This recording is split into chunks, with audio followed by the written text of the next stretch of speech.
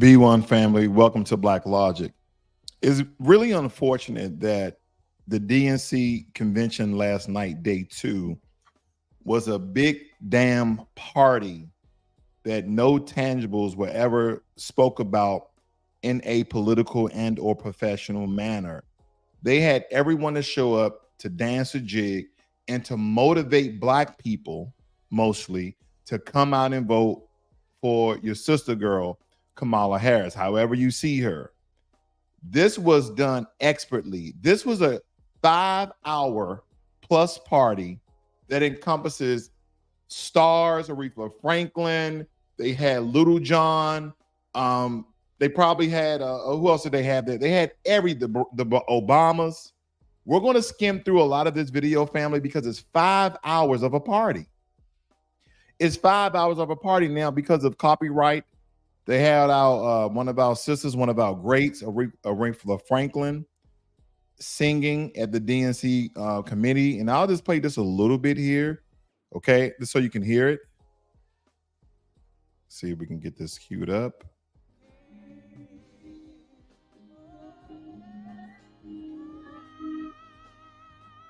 All right.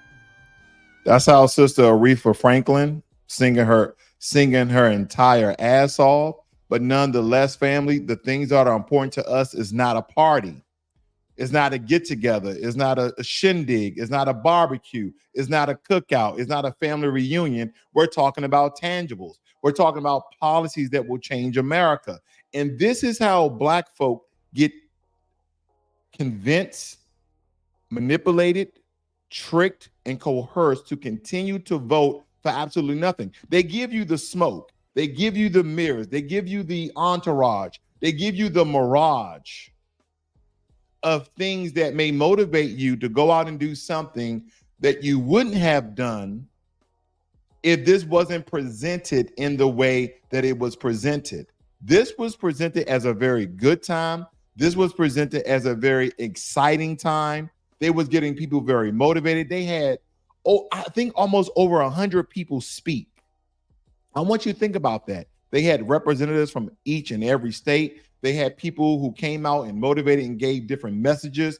This was put together expertly, family, but this is the sham. This is the guise. This is how they trick us each and every time. By the way, I believe this by far has been the most exciting, the most entertaining DNC convention I've ever seen. They put millions of dollars into this. They had all sorts of people show up and show out against this. So we're gonna get into it.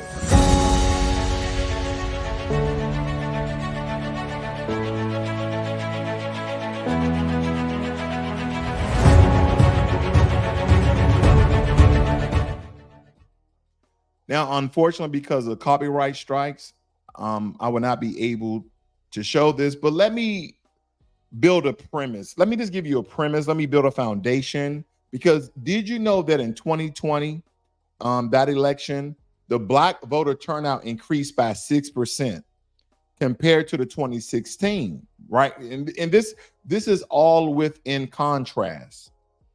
2020, it increased by 6%, but in 2016, okay, that's how much that it increased. And that's the year that Donald Trump got elected to be president in 2016, when 6% of Black people say, I'm staying at home. I don't see anything that is beneficial for me and my family. But despite this historic turnout, the promise made to the Black family by the Democratic National Committee, because this is where they come out and they state, they get you all excited, vote, do something, vote, do something. We're going to go over it, family. They have largely gone unfulfilled. They got our votes, but where is the progress? Where's the justice? It's time we took a hard look at what's really going on. And I'm like I said, I'm gonna skim through some of this. I'm gonna let you hear, like this young man right here. He got people motivated. He got people fired up. Just our turn to defend our rights and to ensure that democracy doesn't die on our watch. It's our turn to make history, my friends, by electing Kamala Harris as the next president of the United States of America. God bless you. May God protect. America is America to stand up for working people and to stand up for our nation's promise. It's Now, I really want to put in perspective, he was one of the first speakers. So he got them really charged up, family. And a lot of things I want to break down here, because in every election cycle, the DNC has dangled the carrot of progress in front of us. And this is all about votes. This is all about power. This is all about influence.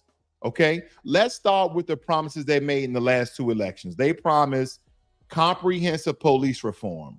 Remember the talk of redlining or re-inning in police brutality with measures like the George Floyd Justice and Police Act. You guys remember that, right?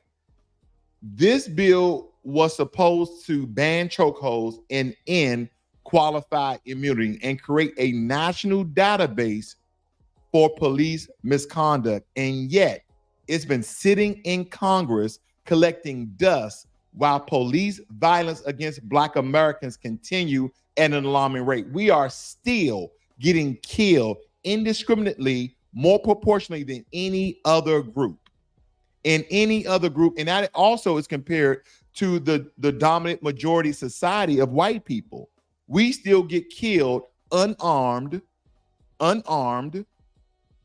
unjustly by the police and any other group, but yet the George Floyd Justice and Policing Act, which bans chokeholds and ends qualified immunity and creates a national database for police misconduct, is still sitting in Congress, while police violence against us continues at a very high rate.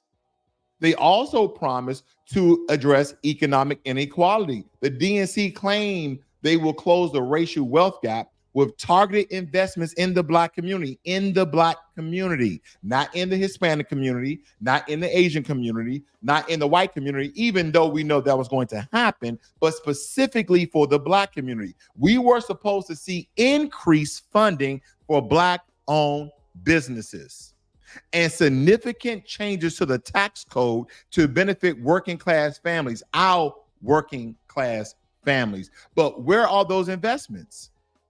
The SBA or the Small Business Administration, they reported that only 2% of the Paycheck Protection Program funds went to Black-owned businesses during the pandemic. That's not just a betrayal, family. That's not a betrayal. That's a true and huge failure. And let's not forget about healthcare. Let's not forget about healthcare, because Black Americans, we are promised better access to affordable healthcare with a focus on tackling these so-called racial disparities in healthcare. I don't know how we're going to change racism in doctors. I don't know how we're going to change racism in nurses. I don't know how we're going to change racism in medical assistants. I don't know. I see a lot of times the systems that are in place are really good systems. It's not the systems. Sometimes it's the people. And you have to have laws to justify, you have to have laws to prosecute people who are not adhering to the system versus the latter of the two, blaming the system and not the people.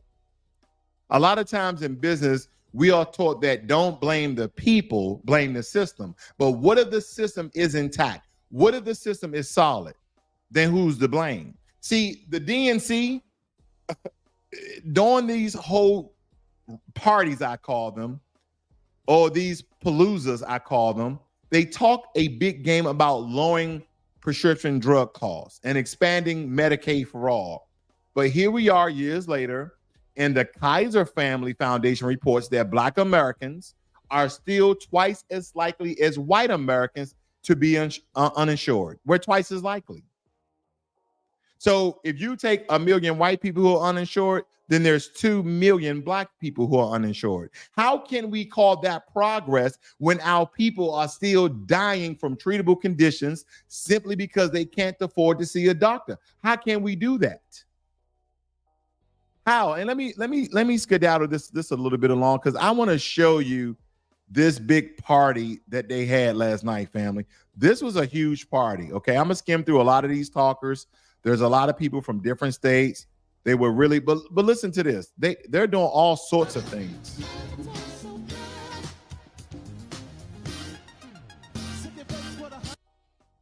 Family, this was a huge party. I can't play a lot of the music, but they was just playing music and playing music and playing music.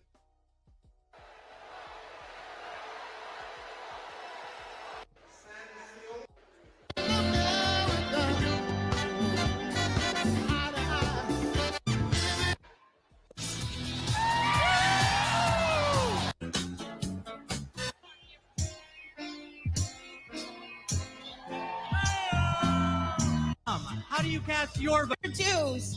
Vote. Vote. Legislature. Thank you. Que será presidenta de los Estados Unidos, Kamala Harris. ¡Viva Kamala! Viva la Mexico, because I'm telling you right now, family, I have nothing against immigrants, nothing against them at all. But we're talking about illegal immigration, are we not? This is the problem, family. This is the problem. Let me share a story that really hits home. Because back in 2021, a young black man named Elijah was pulled over in a routine traffic stop. He wasn't resisting. He wasn't aggressive, yet he ended up dead. His family had been waiting for the so-called police reforms that were promised, believing that they would finally get justice in this country. But that justice never came. Elijah's story isn't unique. It's the tragic reality for far too many of black folk across America. We put our trust in leaders who promise change, but time and time again, they fail us when it matters the most. The DNC, doesn't matter which one you go to, which one you saw, which one you listen to. The DNC broken promises aren't just political missteps. They're failures that cost black people our lives. It costs black people our wealth, and it costs black people our health. It's time to hold them accountable. Accountable. Stop getting motivated by these large parties that they're throwing for the 50 states. Stop getting motivated. Stop being influenced and ask them about the damn policies. What are you going to produce? What are you going to introduce? What are you going to sign into law? What executive orders do you have that is going to be specifically for Black Americans who have been harmed the most, who have been discriminated upon the most, who are down the most, who are the most homeless? What the hell are you going to do? We can't afford to keep voting for promises that never materialize. They never come to fruition. The only thing we get is propaganda, fake news, misinformation, disinformation, and nothing burgers. That's what we receive, family. See, we need political leaders or political transformative changers who don't just talk about addressing our needs, but who can actually deliver results. See, what they tend to do, family, they tend to tell us about all the issues that Black folk go through. And then in turn, when they have these DNC rallies, these DNC conventions, these DNC Palapaloozas, this is what they do.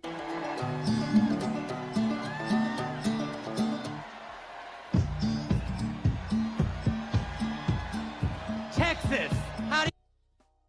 That is what they do. They have a big damn party.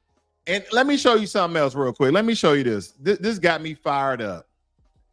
Where is it at? Here, I think it's about to come up. Give me 1 second. That's your boy Chuck Schumer. They're talking about lowering the price of insulin. Okay, that was a good one. That was a good one. That wasn't bad. They got all these failed Democrats up here to support Kamala Harris. I'm really trying to find when they had Little John come out. That's what I had this all prepped for you guys. So please excuse me. My computer shut off as I was queuing up this video and trying to chop it in pieces for you guys. But they had Little John come out to once again get the crowd going. And I might have skipped this. So I do apologize, family. I do apologize. I had this all queued up for you guys. And now here was the lady, Michelle Obama. She gave a really good speech. She gave a really informative, intelligent, motivating speech. But let me show you, let me just let you hear some of this speech, fair use for commentary and political news, of how she motivated and galvanized the crowd. And now all these people are going to vote Democrat.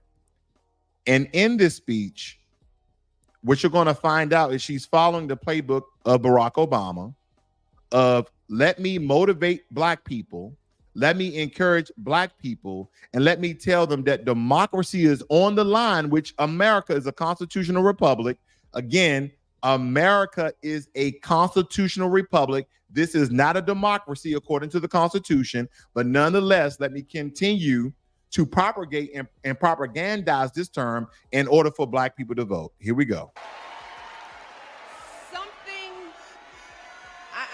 Something wonderfully magical is in the air, isn't it? Yeah. You know, we're feeling it here in this arena, but it's spreading all across this country we love. A familiar feeling that's been buried too deep for far too long. You know what I'm talking about. It's the contagious power of hope. The anticipation, the energy, the exhilaration of once again being on the cusp of a brighter day. The chance to vanquish the demons of fear, division, and hate that have consumed us and continue pursuing the unfinished promise of this great nation, the dream that our parents and grandparents fought and died and sacrificed for. America. Lord. Oh, Lord, family. I got much respect for Michelle Obama, very intelligent, very beautiful black woman, even her elder age. But let me tell you, look past, these are Democratic shills through and through. Through and through. I won't take nothing away from her intelligence. I won't take nothing away from her beauty, but she's an eloquent, very profound speaker. And this is what the Democratic Party has been doing for decades. They've been doing this since the 60s. They've been talking and talking and talking to black folk, all the while doing nothing in return. Nothing in return. And shout out goes out to, let's see, Elite. That was Patti LaBelle. I said Aretha Franklin. Thank you for correcting me. Okay, I see everybody in the room. Crystal Watson, Pink Blue. Okay, I'm going to keep speaking the truth, family. I know a lot of our people don't like the truth. They just want a party. They just want good music. They want a good time. That's why Jim Clyburn always does his fish fries. I see my warrior brother Diaz being here. You've been a member for 5 months. I appreciate your support for the channel. We're trying to grow this channel to at least 50,000 families. So if you're not a member of the channel, if you're not subscribed to the channel, please do. I'm going to say a lot of things that you guys may not agree. I may say a lot of things that you are on code with, but I assure you, I want to have you guys to think about the things that I'm saying. You don't have to agree or disagree. Just think about the things that I'm saying. I have my good moderator here, Jermaine Anderson. Thank you for chiming in, brother, supporting the channel as long as you have. We got Pink Blue. Kamala Harris already said that she's not doing anything for black people. What more you need? She slaps black people in the face with her words. Thank you very much. We need to vote different. I think this is the end of the road for us black people, okay? No reparation, no votes. I'm not giving my vote to any of those low lives. And again, this is how they pander to us, family. They come to us with very prominent, beautiful, talented, very informed people in order to convince us to continue to vote Democrat, like a Michelle Obama. Okay, I want to hear from you guys because there's a lot of legislation that has came across Kamala Harris' desk that she was in support of, okay, that has been beneficial for other people, okay? And again, when these people get elected to the presidency, they're the president for all American people, but stop having other Democrats, stop having other people to tell you that they can't just do anything for one particular group, because I will continue to pull out legislations that they have passed for other groups. You guys remember the COVID-19 Hate Crime Act, right? That Kamala Harris co-sponsored. And what this did, this aimed to address the rise in hate crimes and violence against Asian Americans, which they are now federally protected.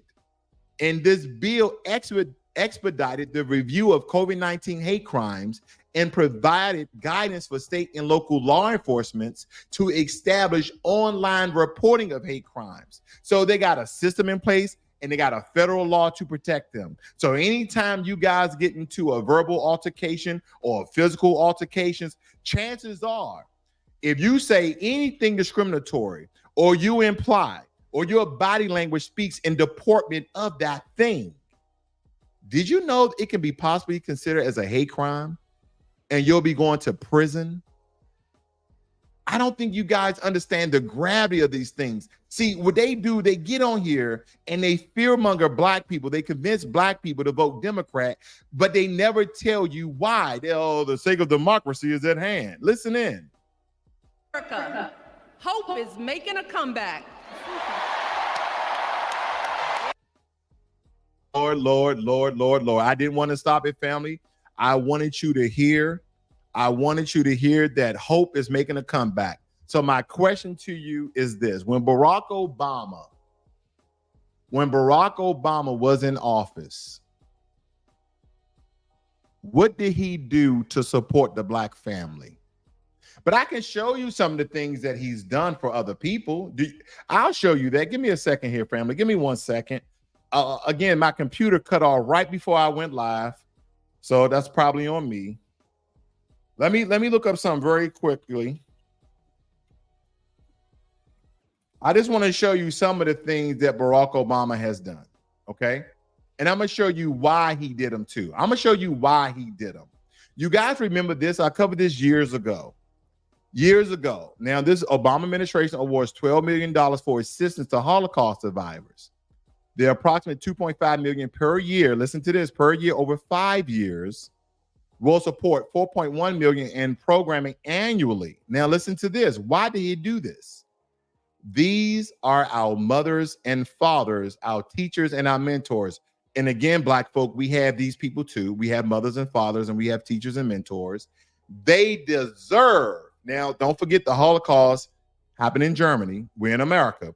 They deserve to live their remaining years in dignity, and this award will help make that hope a reality. That's what Barack Obama did.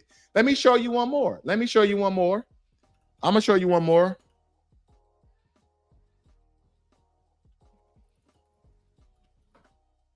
Give me 1 second, family. I'm going to pop these things up for you. I'm not going to lie to you. I'm not going to fearmonger you. No, I'm not going to do anything of the sort. I'm not going to do anything of the sort because there's a lot of things that I think the people just don't know. Now, this was 1 million or so acres that he made national monuments for some Native American tribes out of Utah. Let me see if I can find that exact verbiage.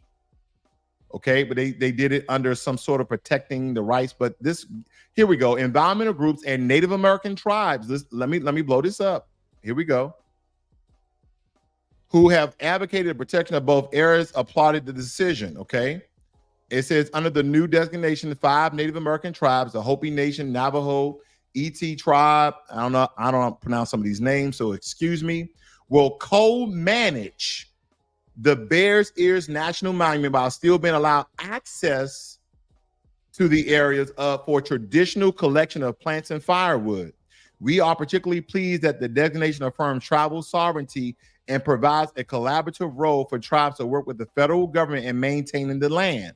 So he gave over 1 million acres of land to Native American tribes. So I just distinctively showed you 2 different groups, Jewish people and Native Americans. Now, if I pop up the COVID-19 bill, you're going to see that was specifically for Asian Americans. So when we dive deep into this, family, once we dive deep into all the bills and legislations that we should be knowing and all the things that they have done, the Democrats have done, then we're going to see that they've done things for other groups and other peoples. I don't even need to get into the LGBTQ protections and incentives and benefits and support. I don't need to do that, do I not? But this right here, the COVID-19 Hate Crimes Act, became law. It became law, family, and look what it has done. Here we go. And you guys have seen this before. I've showed this many a times. And I'm not going to read this, family. I'm just going to let you see that it says Asian Americans and Pacific Islanders. And if you continue to look through this, it continues to double down and triple down with Asian Americans and Pacific Islanders. This is a hate crime bill just for them. And even during this year that this bill got passed, Black Americans were still top of the charts for hate crimes. We were still top of the charts in hate crimes.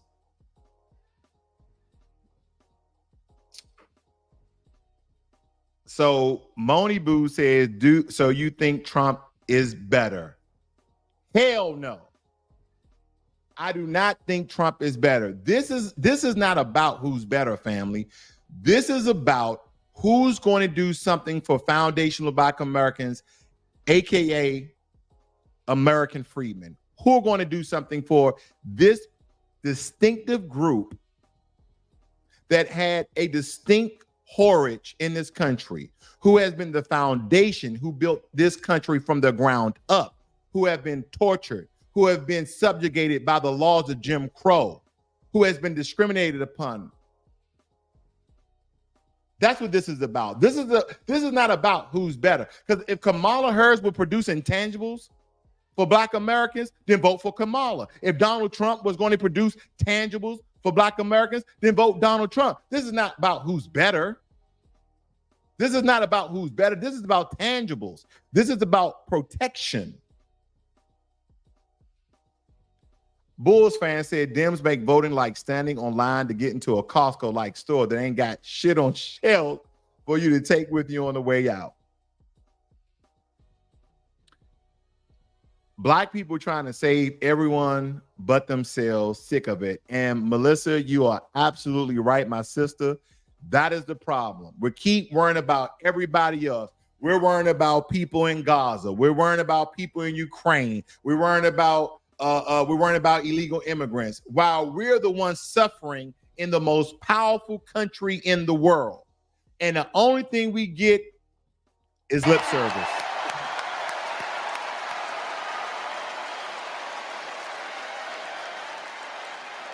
But to be honest, I am realizing that until recently, I have mourned the dimming of that hope. And maybe you've experienced the same feelings, that deep pit in my stomach, a palpable sense of dread about the future. And for me, that mourning has also been mixed with my own personal grief. The last time I was here in my hometown was to memorialize my mother, the woman who showed me the meaning of hard work and humility and decency, the woman who set my moral compass high and showed me the power of my own voice. Folks,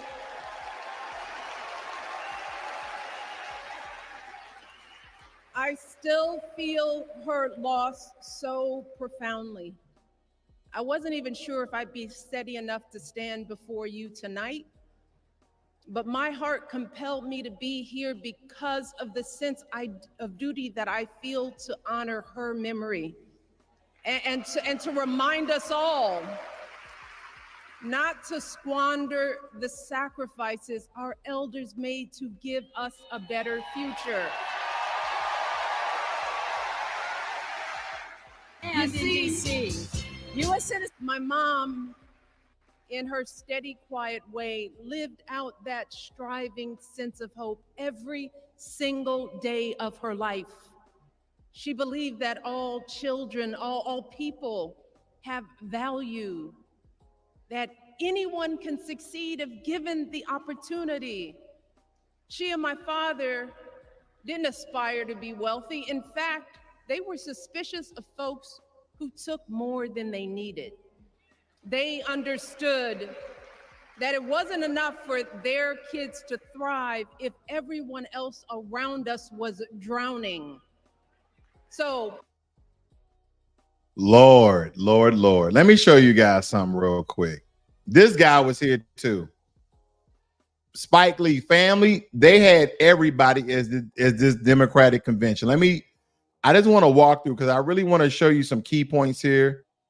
I just want to point out a couple of people that you guys may be familiar with. They had actors, they had producers, and they had this smear Trump campaign too. Let's look at this very quickly. Increase the security and stability financially of your family and expand opportunity for working and middle class Americans.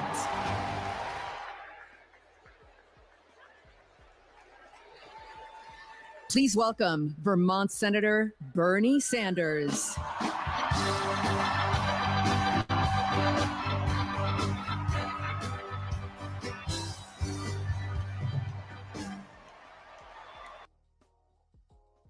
I know you guys like me do not want to hear another speech by Bernie Sanders. All these failed politicians getting on the coats of Kamala Harris. But when I tell you that this Democratic convention lasted more than 5 hours and about 3 hours of it was music, I'm not lying to you.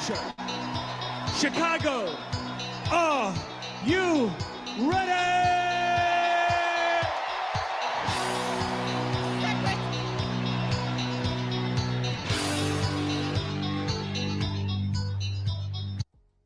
You know, the one thing I ask myself, and this is not getting into identity politics, but I'm gonna play around with it for a second.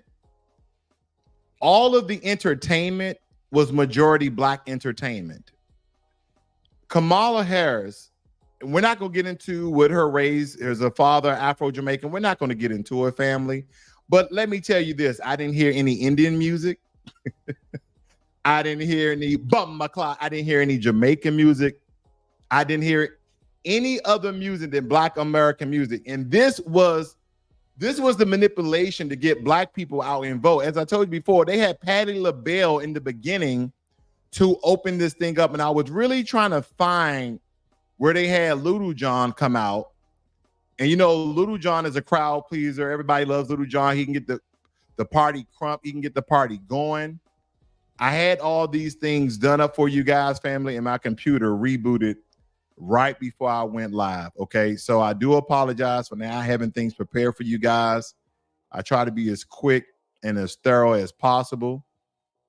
But yeah, family, this was a huge party that they played with Black voters the entire time, because we're absolutely going to get nothing out of this convention, just as well as everybody else is getting everything out from this presidency, like Joe Biden with illegal immigration, with inflation, and they really try to pawn everything off on Donald Trump. They really did. They had Barack Obama there. We got to listen to a little bit of Barack Obama very quickly, because Black people just love Barack Obama. And again, I would take nothing away from Barack Obama's intelligence, his charisma, okay? But when it comes to tangibles, we can no longer be fooled by charismatic, intelligent, well-spoken Black folk who they put in front of us. They will, Barack Obama, he intelligent, so you know he ain't gonna lead us astray. Family, for 8 years, he gave Black people nothing. He did everything for every other group except for Black people. When Barack Obama was in office, he did things for Native Americans. He did things for Jewish Americans or Holocaust survivors. And he also made many laws to protect LGBTQ. But where's the anti-hate crime bill for Black Americans? Where is it? Where is it? Person stupid enough to speak after Michelle Obama.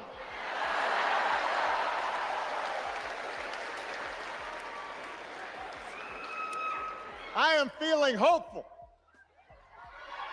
because this convention has always been pretty good to kids with funny names who believe in a country where anything is possible. Because we have a chance to elect someone who has spent her entire life trying to give people the same chances America gave her. Someone who sees you. Okay, I can't let Barack continue to lie, because don't forget when Kamala first announced that she was running for president and they were looking for high-level political figures to support her, to essentially accept her as being the nominee. Barack Obama and Michelle Obama were two of the last people to endorse Kamala Harris. They were two of the last. And we have to look again, policy over party, policy over rhetoric, policy over propaganda. Let's just talk about the things that Kamala Harris has either co-sponsored or introduced. The COVID-19 Hate Crimes Act for Asian Americans, she co-sponsored that. Justice for Victims of the Lynching Act, she co-sponsored that. But when you read the Lynching Act, family, if you get lynched and get caught, you're going to jail. We don't need legislation to make it a federal crime if someone is being lynched. It's attempted murder or it's murder. It doesn't really matter. See, again, we have to look through the propaganda. We have to look through the BS of all these laws, all these legislations that's being created that means absolutely nothing, or we already have legislation that covers it. What about the Emmett Till Anti-Lynching Act? That was sought to make lynching a federal hate crime. But again, it's a hate crime regardless if you're lynching a black person. And again, there are some women out there, you guys are looking at the Maternal Care Act that Kamala Harris introduced to address racial disparities in maternal health care. And a lot of people would like to believe that this legislation aimed to combat the high rates of maternal mortality among black women through better data collection and some implicit bias training and grants for innovative programs. But when on my last broadcast, speaking about the differentiatory and the contrasting factors of this particular act, what we saw is white women are just as close to the data points as black women when it comes to maternal health care. So what does that mean? What am I getting at? What I'm getting at, if certain legislations and acts are implemented, we have to focus that they're not going to be specifically for the black family. They're going to be for everyone. And I'm not stating that is bad. What I am stating, family, is that we continue to vote politically, democratically, predicated upon a couple of things. One, if they're black, or they seem to be black, or they assimilate to be black, or if they cosplay black, then they play on their black ticket, they play on their black card, they put on Chuck Taylors and Timberlands, and they dance to hip hop and rap music, and they have a whole shindig at the DNC, and then they have all of you Negroes out there to vote democratically, because they're going to fearmonger you with the scare tactics of Donald Trump and the right-winged white supremacy crowd to say, oh, they're going to kill democracy. They're going to demolish democracy. They're going to turn America into a dictatorship. We're going to become communists because of Donald Trump. This is the fear-mongering, family. We've already survived 4 years of Donald Trump, and we can survive another 4. Now, before you click off, I am not in support of Donald Trump. I am not MAGA. I am not Republican. I'm just a black man who cares about his people and the continuance of trickery that the Democratic Party continue to give black folks. You guys remember the LIFT Act that Kamala Harris was talking about? She proposed to act to provide a significant tax credit to low and middle income individuals. And somehow this is going to disproportionately benefit black people who face high rates of poverty. Do you guys remember that? Now, if you guys don't remember that, again, I know you guys have seen this clip, but this is where she talks about the LIFT Act. Let me point you in the right direction. Do you support reparations for black people? Well, listen. Again, we had over 200 years of slavery. We had Jim Crow for almost a century. We had legalized discrimination, segregation, and now we have segregation and discrimination that is not legal, still exists, and is a barrier to progress. We have disparities around housing. We have disparities around education. We have disparities around income. And we have to recognize that everybody did not start out on an equal footing in this country. And in particular, black people have not. And so we have got to recognize that and do something about that and give folks a lift up. That's why, for example, I'm proposing the Lift Act. Give people who are making $100,000 or less as a family a tax credit, which will benefit and uplift 60% of black families who are in poverty. So by default, it affects black families, but there's not a particular policy for African Americans that you explore. But no, if you look at the reality of who will benefit from certain policies, when you take into account that they're not starting at the same place and they're not starting on equal footing, it will directly benefit black children, black families, black homeowners. Because the disparities are so significant. So if we focus on the specific issues that have resulted in the greatest disparities, and we understand that that's part of why we're doing it. Listen. The reality also is this. Any policy that will benefit black people will benefit all of society. Let's be clear about that. Let's really be clear about that. So I'm not going to sit here and say I'm going to do something that's only going to benefit black people. No, because whatever benefits that black family will benefit that community and society as a whole in the country. Right. Lord, family, we have to listen to these politicians when they tell us to our face that they're not going to do anything. But she will co-sponsor a bill like the Marijuana Opportunity Reinvestment and Expungement Act that, again, has not been passed into law. And what this does is it decriminalizes and deschedule cannabis to provide for reinvestment in certain persons adversely impacted by the war on drugs, to provide for expungement of certain cannabis offenses and for other purposes. It goes on to state that the legacy of racial and ethnic injustices compounded by the disproportionate collateral consequences of 80 years of cannabis. Can I tell you something, family? When I was in college, there were more white people smoking marijuana than black people. Are you listening to me? There were more white people smoking. That's how I found out about a bong. I say, man, what's that thing y'all smoking out of? Oh, man, this is the octopus bong. It had 8 tentacles. And all these white people was smoking on the bong. They talking about, man, this is cleaner than a blunt. They knew more about marijuana than a black family will ever know. But they somehow put things, they put certain verbiage because they want you to believe that they're talking to you. A legacy of racial and ethnic injustices.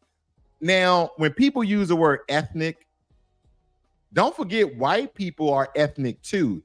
They have different ethnicities in white America, right? You can be Ukrainian, you can be Russian, you can be British, you can be Czechoslovakian, you can be Romanian, you can be German, right? They have different ethnics as well. So don't get fooled and tricked by them use of racial and ethnic injustices. You can be Italian, okay? You can be all of these different things.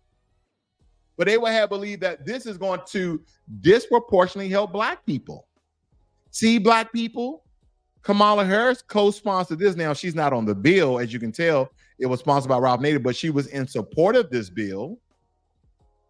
She was in support of this bill just as she was the Safe Justice Act, which supposedly aimed at criminal justice reform by reducing mandatory minimum sentencing and promoting rehabilitation over incarceration with significant implications for communities of color. That's what the verbiage states, family. We are overrepresented in prison. We are overrepresented being homeless. We're overrepresented in unemployment. We're representing and not making equal pay for the equal job of our counterparts from non-Black communities. But they want to get on here and get prominent figures like Barack Obama, Michelle Obama, Lil Jon, Quavo, Meg Thee Stallion, okay, Spike Lee, Patti LaBelle, you name it. They had, this was the DNC party, family. This was the DNC block party. Because I'm tired of the lies. I don't want to even hear Barack Obama no more. I really don't, family. I've been looking for this damn Lil Jon clip for so long because he got the crowd hype. He got the crowd hype. But I want you to see the extent that the Democratic Party comes out with. And are you guys familiar with this actor right here? I'm just going to turn this off while I speak to you guys. Now, this guy right here, his name is it Michael Greer? He's a well-known actor. He played in The Suits. He played in a couple of spy movies. You guys are familiar with this guy, right? Listen in. Bohemia was jazz, and nothing could be more emblematic of jazz and democracy than what we swing with in the Big Easy. And it's because of that that I am here to cast my personal vote for the next president of the United States, Kamala Harris. And now the leader of... Now, if you guys are not familiar, they had All I Do Is Win by, what's the guy's name, family? All I Do Is Win. Forget his name. Very popular R&B artist who use auto tunes, but he can really sing. Someone put it in the chat for me. I'm having a brain fart here. My memory is lapsed because there's so much going on in my mind right now. Because everything they did to motivate people and influence Black people and manipulate Black folk to go out and vote. Look, they got a DJ. This dude got a blue velvet suit on. He's hipping and hopping and getting people excited. I mean, what is this? What is the DNC National Convention? Is it supposed to be a block party? Is this supposed to be a block party, family? Because that's all I saw was people partying, having a good time, people talking trash. Family. What is this all about here? Can someone please tell me? Who? T-Pain. Thank you. Thank you, Melissa Price and Travis. I'm trying to get, they had Spike Lee. Who else they had up here? I'm really trying to get the Lil Jon. Where's Lil Jon? Oh, they had this guy. You remember these guys right here. The guy with the afro. They were speaking like they were from the 70s. Let's see what they said. They had a Native American here. Opportunities, more good-paying jobs, better access to healthcare, and a quality education. That is the future we deserve, and it is the future we will win on November 5th when we elect Kamala Harris. Thank you, Mr. Secretary. The state of South Dakota is proud to be part of such a... HBCUs and the state that gave women the right to vote. From the bluffs of Memphis to the peaks of Mountain City, the movement for justice rooted in love in Tennessee is still strong. It is a movement where kids are free from gun violence, a movement where women have the right to choose, a movement where working people get access to economic opportunity, a movement where those who have been pushed to the periphery are brought to the center, a movement where those who have been pushed down are lifted up. It is alive in Tennessee because we believe that justice will roll down like waters and righteousness like an ever-flowing stream, which is why we are so proud to have been the first state in the union to have pledged. Lord have mercy. What are these people doing? See, family, I think the reason why some of these people are speaking in the manner in which they're speaking is because Black folk, a lot of us grew up in the church. And so anytime we hear somebody speak emphatically and fast and within a certain tone, we start to get excited because we feel like they're preaching. They're speaking to our soul. When Kamala Harris comes out and she does everything that the Black people want her to do, a gentle young man came down from Selma and he marched across Edmund Prattman's bid and he put in and he sacrificed with the water hoses and the dogs barking at his feet, he passed into law the Civil Rights Act. And Kamala Harris, the reincarnation of Betty LaBass, Martin Luther King, Malcolm X. That's how they do it. That's how they do it, family. They scream, they shout, they say all of these things to motivate you. What Kamala Harris has done for the American society, and let alone the Black community, was the First Step Act. And that was the piece of legislation that aims to reform the criminal justice system and protect and free all Black folk, particularly by the reducing the mandatory minimum sentencing and sending for non-violent drug offenses. That means that our Black brothers and sisters can get out of prison. They can get out of jail and smoke all the weed that they can smoke. They can hit all the blunts that they can puff. They can choke on the chokeable smoke of the irritable. Man, please. Man, please. Stop getting excited over this BS. Anybody can get a mic, like myself, and scream and shout and holler, but how many people are going to tell you the truth? How many people are going to tell you the truth? And someone said that Little John is on the Georgia roll call. I done probably passed that 10,000 times. If somebody knows the minute mark, I will go to it just so you guys can see Little John and how he started this kind of a rant that the crowd was cheering. That's the only part I really wanted to get at, you know. That's the only part that I really wanted to get at. Hopefully I can come up on it here, family. But family, let me tell you, this was a large block party. This was Lollapalooza. This was the cookout. They had everybody and their mama there. They had mama and them there. They had everybody talking. Like I said, I felt like over 100 people spoke. There were so many people talking. There were so many people going on. This was 5 hours of BS. This was 5 hours of BS. Yeah, I can't find it, family. I know you guys want to hear a little more about Obama, what he said, right? Let's listen in. This election are asking a very simple question. Who will fight for me? Who's thinking about my future, about my children's future, about our future together? One thing is for certain,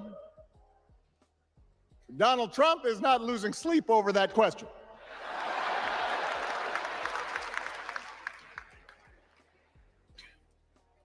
Here's a 78-year-old billionaire who has not stopped whining about his problems since he rode down his golden escalator 9 years ago. It has been a constant stream of gripes and grievances that's actually been getting worse now that he's afraid of losing to Kamala. There's the childish nicknames, the crazy conspiracy theories, this weird obsession with crowd sizes.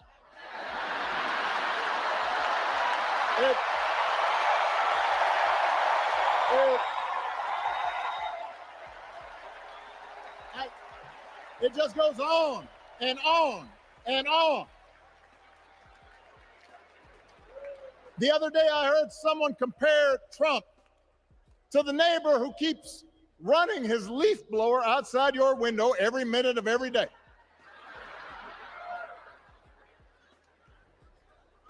Now, from a neighbor, that's exhausting.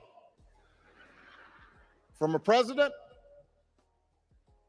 it's just dangerous.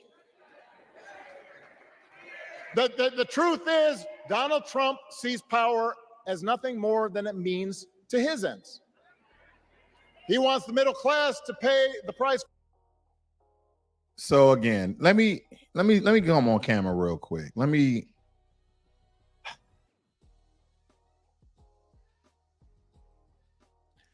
Family, we got to stop being duped.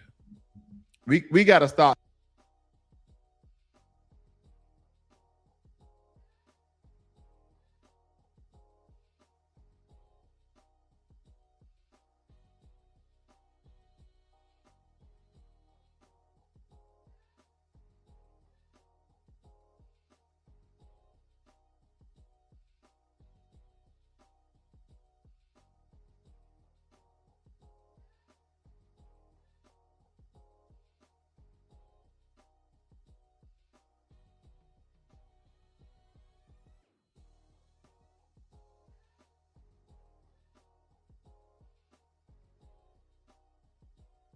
I'm muted. I was muted. My bad. I was saying that I'm coming on camera to tell you that Barack Obama, I voted for him twice, and blame me because in those 8 years, I was trying to find, I believe at one of his rallies, when they asked him a question about reparations for descendants of American slavery, and Barack Obama started talking about Native Americans. They asked the same question to Joe Biden. Joe Biden started talking about illegal immigrants. They asked the same question to Kamala Harris. Kamala Harris basically say, I'm not doing anything for black folk that doesn't affect the rest of the nation. Why is that part important? Because we've seen them create and pass legislation either by a bill or an executive order that specifically targets a community that needs the support, or maybe not need the support, but they get it, or who has been harmed, or who is being harmed. We're not being afforded those same protections. Now, granted, they said we're going to create an anti-black hate crime bill. You're going to have a lot more black people on board. We're going to make the descendants of American slaves tax exempt. You're going to have a lot more black votes.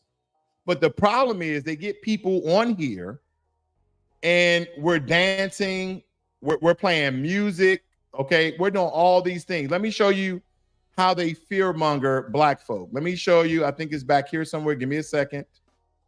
I want to show you. Look, they got, oh my God. They have mascots. They got people in uniforms. Lord have mercy. Let me show you. Here we go. This is how they fearmonger black folk.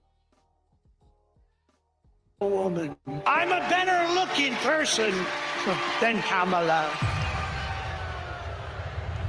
He says, you're not going to be a dictator, are you? I said, no, other than day one. I'd like to congratulate Vladimir Putin for having made yet another great deal. Kim Jong-un I had a good relationship with. He's a tough, smart guy. Now, if I don't get elected, it's going to be a bloodbath. Well, they're the weird ones. JD is not at all. The people who are most deranged and most psychotic are people who don't have kids at home. Let's give votes to all children in this country, but let's give control over those votes to the parents of those children. In 4 years, you don't have to vote again. We'll have it fixed so good you're not going to have to vote.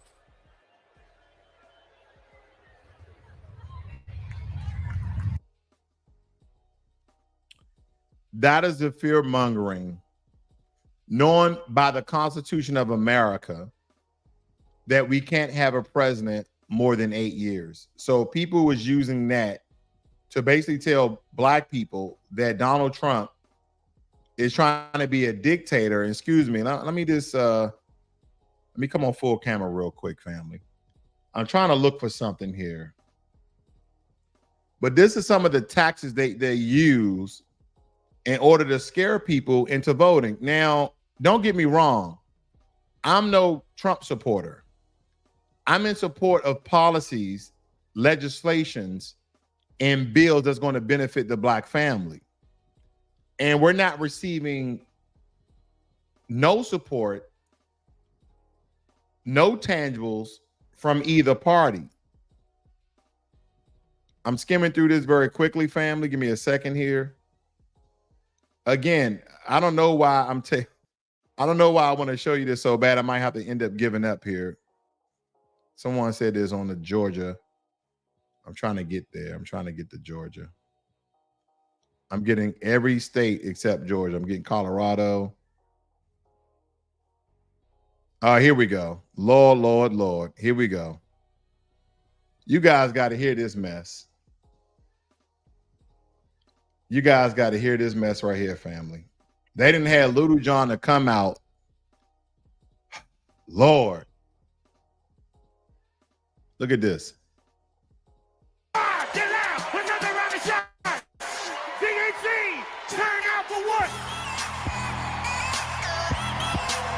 Turn out for what? Hey! Out for what? Hey! Everybody get your hands up! Hey! Everybody get your hands up! Hey! We're not going back. We're not going back. We're not going back. We're not going back. VP Harris, coming to the wall. VP Harris, give it the wall. Hey.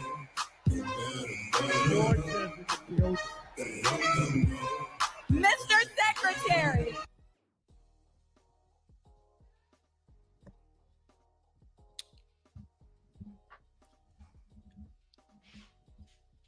That's what I was talking about. To the windows, to the walls. That's what he was talking about. He actually said that. He said to the windows, to the walls. I was really, Lord. Got to be more careful. We are here tonight to officially nominate Kamala Harris for president. Fire, get loud, another round of shots. DNC, turn out for what?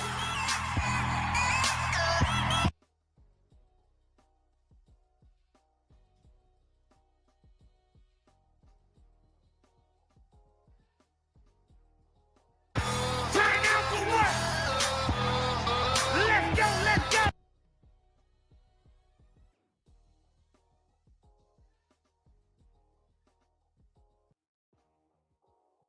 Now, say, we're not going back.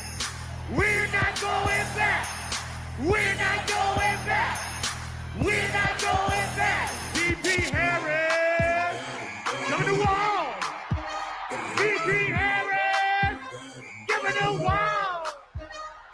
Hey.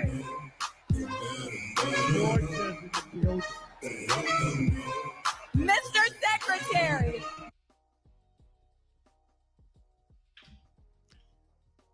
Family, that's all I got for you. This is the problem. When they come to black folk, they throw a party, but they never tell you what they're going to do for you. They get a bunch of black people. You know, here's your boy right here. Here's your boy. The South's got something. They got all the boule out there. They got all the boule butt kissers out there. And this is how they trick us every 4 years. That's what they do, family. They trick us every 4 years. They got these old fossils out here talking about being democratic and doing something for the American people, where black people have been harmed the most, have been subjugated the most, have been benign neglected the most, but they can do things for other groups. But they come here, they have a big shindig, they have a large party, and the only thing they were talking about is potentially what Kamala Harris is going to do, not what she has done, because we don't want to talk about what she has done. Oh, God. We start talking about what she has done. We start going back to when she was the DA in California, when she was a senator, and the nothing burger she did as a VP. And granted, VPs,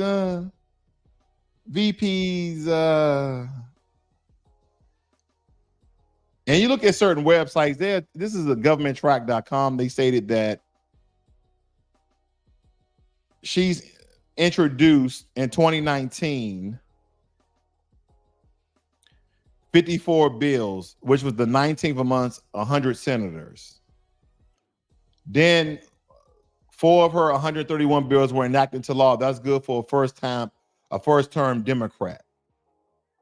The Count Victims Act. So you're going to count victims. Okay. I don't know who would not pass that bill. That doesn't, I mean, it's data collection, is it not? It's not significant. The Disaster Victims Passport ID Relief Act about wildfires and flood in Harris's home state of California. Okay, so she did something from California. Cool. Justice for Victims of Lynching Act. Okay. It states here that primarily associated with racially motivated killings by white people against black people in the antebellum and Jim Crow era South. right? It stated that the bill attracted 39 co-sponsors, 28 Democrats, 9 Republicans. And it was introduced in February of 2019, where it attracted 47 co-sponsors. It goes on and on and on. Okay, they talk about the Emmett Till Act, as we talked about before. A lot of these are nothing burgers, family. Because if a white person, an Asian person, or a Hispanic person gets lynched, it's a hate crime for them too. See, what they do is when they create so-called laws for black folk, they try to create legislation that has been highlighted, that has been gaslighted by specific groups that seem that it only happens to black folk. Okay? But again, we're not just being lynched. Now, granted, over the course of 5 years, I believe there was 12 people who were lynched. But according to police reports, and take that with a grain of salt, that they have committed suicide, and these people were black. Okay? But again, guess what? Out of those 12 cases of people getting hung and or lynched, none of the perpetrators were caught. They didn't even have anyone that was a suspect in these crimes. Now, granted, this might have changed. My information is probably a couple of months old when I first did the research. So if something has come to light, then, but yeah, up until this point, family, there's been no information. There's been no evidence. But what I'm stating is if you lynch somebody and you get caught, you're going to jail regardless. So a lot of these legislations are empty. They're insignificant.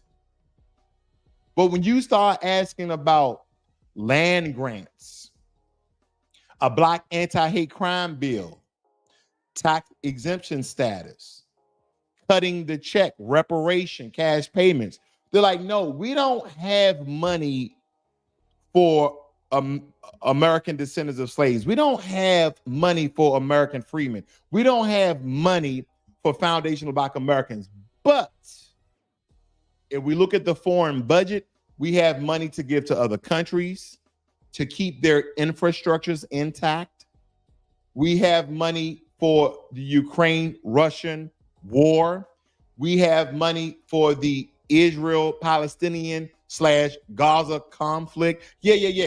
We have money to continue to give reparations to Native Americans. And family, I'm not hating, but stop telling me that you don't have the money. My taxes that I pay tells me you have the money, and you have a boatload of it, because all of these legislators, all of these politicians are getting paid off the American tax dollar. And granted, President Zelensky's wife, a couple of months ago, and I'm just going to put her business out there because as a foundational black American, we need to be pocket watching. Yeah, we do. We need to be pocket watching, just like this. Wait a minute. The president, the first lady of Ukraine went out and bought a Bugatti. Y'all think I'm lying? Let me look this up very quickly. Let me look this up. And yeah, they're probably not taking the money that the U.S. is giving Ukraine for the war. They're not taking the money buying Bugattis, going to Dubai. They're not doing that. They're not doing that, family. They're not doing. I think it was a Bugatti. What was it? Because she spent like $4 million. Yeah. Let me see here. Let me pop it up. We'll read it together. I don't want to feed you no lies. Maybe I'm wrong. Let's fact check it. They say they're accusing Olena Zelensky, of using millions of taxpayers' money to purchase a hypercar not yet released to the market. See false claims and see a fake invoice. Okay. They said it isn't truth. They claim that the Zelensky bought the car appeared in various low-profile Russian news, all of which pointed to a supposedly respectable French website. Okay, they say all these people are wrong. Always be on the lookout for Russian disinformation. I don't know, family. That's what I'm saying. Allegedly, she bought a $4 million Bugatti that has not been released to the market. Allegedly, I don't know. But out of all things, why make up a story about a car that was $4 million? Why not something more significant? You see what I'm saying? Like, again, I don't know, but it just seems odd that they're like, you know what? Let's make up a story about President Zelensky's wife buying a $4 million Bugatti that has not been yet released. I want to know if Bugatti will come out and say that, no, she didn't buy this potential car. I was trying, again, family, I looked at this very quickly. I don't know, family. Lord. And the reason why you really can't get on board with any of these politicians, mainly because even Donald Trump has changed his stance. Donald Trump has changed his stance on immigration. I don't know if you guys are familiar with him changing his stance, but let's look in on this very quickly. This is coming from my Twitter. Basically, we're going to drill, baby, drill. We're going to get the energy prices down almost immediately, and we're going to close the border, and we're going to get the crooked ones out, the bad ones out, and we're going to let a lot of people come in because we need more people, especially with AI coming and all of the different. What? He said we're going to allow a lot of people in because we need a lot of people. When I look at over 1 million people homeless that could be rehabilitated, because we've seen stories that seem to be true, okay, of migrants, illegal immigrants, receiving $20,000 a month for 2 years, $15,000 in EBT money, $5,000 in cash payments. And a lot of their apartments are being paid for. Now, granted, family, if you gave me $15,000 in food money, first of all, I'm opening my own grocery store because I'm just going to buy those people groceries and then I'm going to sell them for $50 to $1 more. I'm going to go to the direct supplier or manufacturer who are producing the produce, meats, all that. With $15,000 a month, I'm opening up my own grocery store or quote unquote my own farmer's market. Then I'm getting $5,000 in cash. Then I'm going to back it up so you guys can hear what Donald Trump said. So you can't trust none of these. This is why I've always been neutral. And people who are new to the channel, they're like, oh, you're a MAGA supporter, you're a Trump supporter because you go hard on the Democrats. I go hard on all of these politicians. These damn politicians will tell you one thing one day and then the very next day. And we're going to get the crooked ones out, the bad ones out.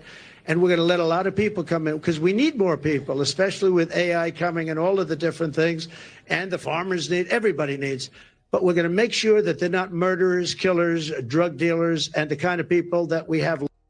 How, Donald Trump? How are you going to ensure the American people that the people that you are allowing inside of this country are not murderers, killers, rapists, people that's part of cartels? Because what people don't understand, cartels have sleeper agents. Cartels have young men from the ages of 18 to 35 that don't have any tattoos. And if they do have a tattoo, they're under their armpit to show what cartel they're a part of. Things that cannot be easily seen or distinguishable when looking at them. They're highly intelligent and they go out throughout the country and do the cartel's business. Even cartels have sleeper agents. So how are you going to ensure that the people you let inside the country, okay? Because again, he said he's going to get rid of all of these particular people. All illegal immigrants are not bad people, but they are in the country illegally. So they broke the law. That doesn't necessarily make them bad people because that means that every single American who drives on the road are bad people because we all speed. We all break the speed limit. I have not yet met any person who have always abide by the speed limit. You either go 5 over or 5 under, okay? Sometimes 10 and 20, but that's the here nor there. But nonetheless, what I'm stating is, what is he talking about? What is he talking about? This is why you can't trust these politicians. They change day to day. They change their rhetoric and their propaganda like we change our draws every single day. Get the energy prices down almost immediately, and we're going to close the border, and we're going to get the crooked ones out, the bad ones out, and we're going to let a lot of people come in because we need more people, especially with AI coming and all of the different things, and the farmers need, everybody needs. But we're going to make sure that they're not murderers, killers, drug dealers, and the kind of people that we have largely coming in right now. Okay? Mr. President. But And family, when Donald Trump is talking about letting in people, I think a lot of you are thinking Hispanics, a lot of you are thinking Venezuelans. What Trump is really talking about is Asians. If you guys are familiar with Japan, Korea, China, India, their youth, their children are going to school for a majority of one topic: STEM, science, technology, engineering, and math. I know a lot of people are talking about STEAM when it comes to arts. They're still dealing in STEM. That's why when you go to these Fortune 500 companies, majority of the IT, majority of the computer help desk guys are Indian. They are Indian, they are Pakistani, they are from Bangladesh, they're from Nepal, they're from that brown Asian region. That's because majority of their kids are going to school for one thing. They're either going to be a doctor or they're going to be in IT.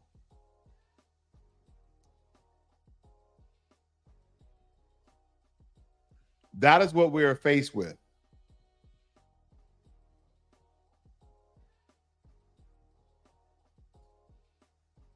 That is what we're faced with, family. So you're going to get people on both sides trying to fearmonger people, especially black folk, because whoever wins the black vote is going to win the presidency.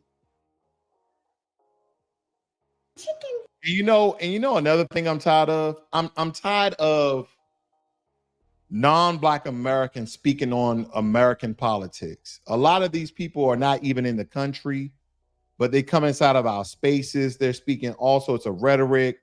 Whether they're speaking for Trump or against Trump, for Kamala, against Kamala, and they have no buy-in. And they want to know about our reparations claim. And then some of them would like to know how they can get in on it, how we're just one big Negro of how we should be fighting the system of white supremacy in all these different countries. And we have to understand that black people, and we keep saying this as though we don't know what it means, that black people in general are not a monolith. You don't hear Nigerians say that I'm a black American. You don't hear Kenyans say that I'm a black American. You don't hear the Zulus say that they're a black American. They say I'm Nigerian, I'm from this tribe, I'm Kenyan, I'm from this tribe, I'm Ugandan, I'm from this tribe. And when we say we're black American and we delineate and we don't associate ourselves with the term African American, because African what? What African country accepts black Americans? I'll wait. What African country accepts black Americans, where you can land on African soil, you kiss the ground, you kiss the ring, you worship the ground, and they say, you know what? We know you love it here in Niger. You love it here in Mali. You love it here in the Ivory Coast. You love it here in Senegal, the Congo, Sudan, South or North, whatever one you want to take. You love it here in South Africa. We're going to give you dual citizenship free of charge. What African country has done that? Please don't tell me about Ghana. Been there. That whole right to abode thing, that's a farce. You bet not go to Ghana without no money talking about you want to live there and you want to exercise the legislation of right to abode. Please. And here's another thing about Ghana. The people of Ghana are some of the nicest people I have ever met in my life. I have nothing negative, nothing bad to say about Ghanaians. Nothing. Okay, except their tether class. Okay, except their tether class. But the Ghanaian people are some of the nicest people I have ever met my entire life. But unfortunately, the system of white supremacy and colonialism has that country in shambles. You can be riding on a paved road in Ghana and then end up on a dirt road. And you're like, what the hell? And then end up on a paved road. And then then Ghana, you have to wash your car every day. There's this red dust that flies across Ghana each and every day. You see people washing their cars every day because your car be red. Then all the different shots you have to take before you go to Ghana. Yellow fever, Japanese influenza. I don't know. You have to take them all because they have mosquitoes over there. They're small. Some of them are very small. Some of them are very large. They occur all types of certain diseases and things. No. So if you guys are you're going to move to Ghana, better do your damn research for first, family. You better do your research. That's all I'm telling you. And it's my favorite. I don't ever want to not leave it like this. I want to finish it. You hungry? Not really.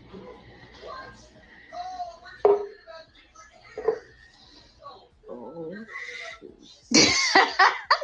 You better eat that food. You better eat it. Huh? No. It tastes good. It's gonna make you feel better. I don't want this. It just looks like dinosaur feet. Chicken feet.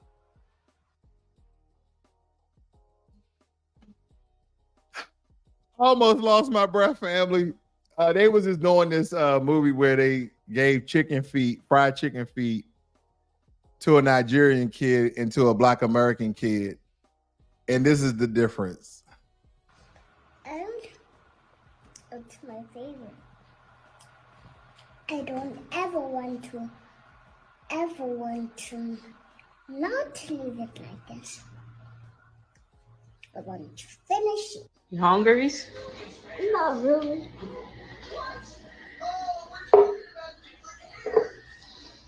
Oh. You better eat that food. You better eat it. Huh? No. It tastes good. It's gonna make you feel better. I don't want this. It just looks like dinosaur feet. Chicken feet. Bless their heart. Both of the kids are beautiful, but did you see that? Did you see the American kid? He was fidgeting. He like, I don't want that. He was traumatized. Don't be feeding our kids that. He said it looks like dinosaur feet. Lord have mercy. You can't take these kids anywhere. Oh, Lord. Family, that's all I have for you this afternoon. But I had to get on here earlier than usual, family. I know a lot of you guys at work. And you know, the thing about it, family,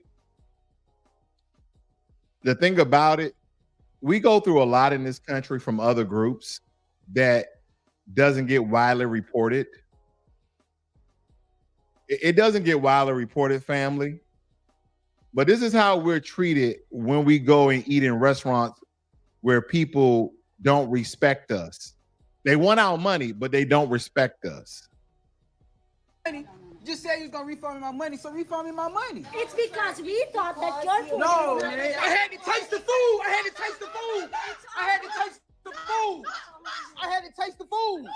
I had to taste the food. I had to taste the food. I had to taste the food. I had to taste the food. I don't like it. I want my refund. I had to taste the food.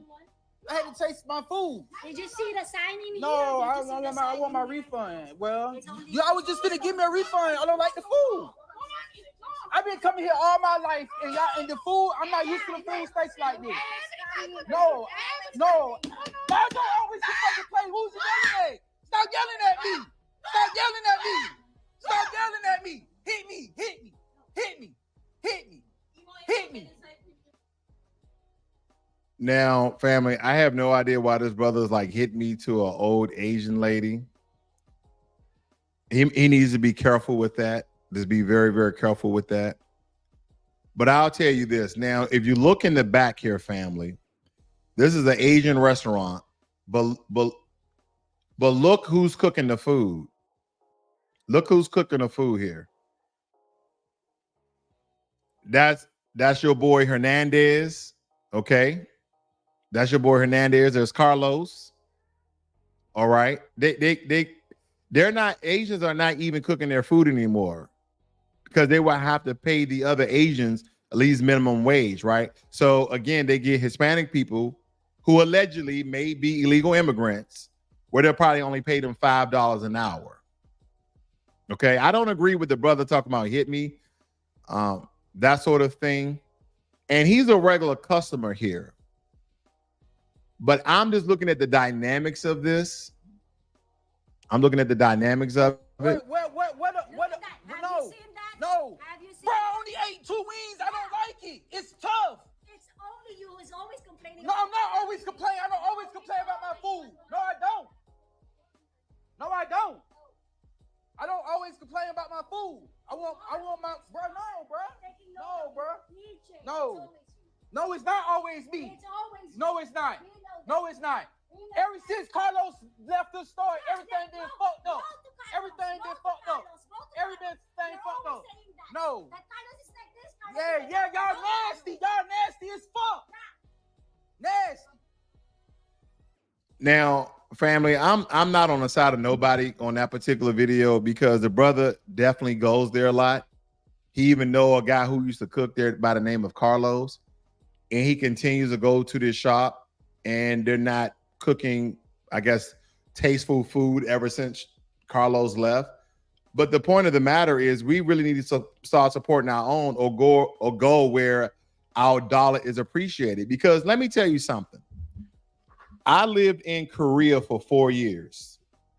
I lived in Japan for a year. And most Asian cultures that I've been to, they don't do refunds. And what you have to understand is you would like to believe that when people come to America, that they should adhere to American culture. Meaning when you don't like your food or is inadequate, it doesn't taste the way you thought it would taste, you can return it, either get a refund or get something else to order. They don't do that in Asia. I try to return something in Korea, no, you're not getting a refund. That's part of their culture. Now, maybe that's part of their culture when it comes to an American over there in their country, but I've never really heard of them giving people refunds or exchange of meals. I never really heard of that. Maybe you guys have experienced that, but I have not. So it could be cultural. I don't know. But this guy keeps going there. That's why I don't give any support of what he's doing. That was just stupid. But anyway, family, let me read some of your comments here. I see you guys been chiming in. Melissa Price said our disparities are the blueprint for others to get financial support. That's a really good point, sister. I like that. My warrior brother DSB says they lynch us now through the police and crazy Karens and Kens. I've been telling people Trump is not going to send people back in mass numbers. He may send a couple Asian people, Chinese people, and most have the black people that came in the back. Absolutely. You guys are making some really good points. Melissa states that Africans are divided. So, of course, they don't accept African Americans. Of course. See, Marcus Copes, that was a money grab. Let's see, they have their own bill. Yeah, they have their own bill now. And indeed, they do. But thank you guys for joining me here at midday on a Wednesday. Hump day. So I know you guys probably needed this during your lunch hour. Again, thank you guys for tuning in. If you think anyone from the information provided here, of course, with some of my banter and rhetoric and bias, that they can benefit from it, just getting the truth, unadulterated, unfiltered, then please share this and like this video across your social medias so others can enjoy it and take it for what it's worth. Okay. So thank you guys. You guys have a great and beautiful day. Be one.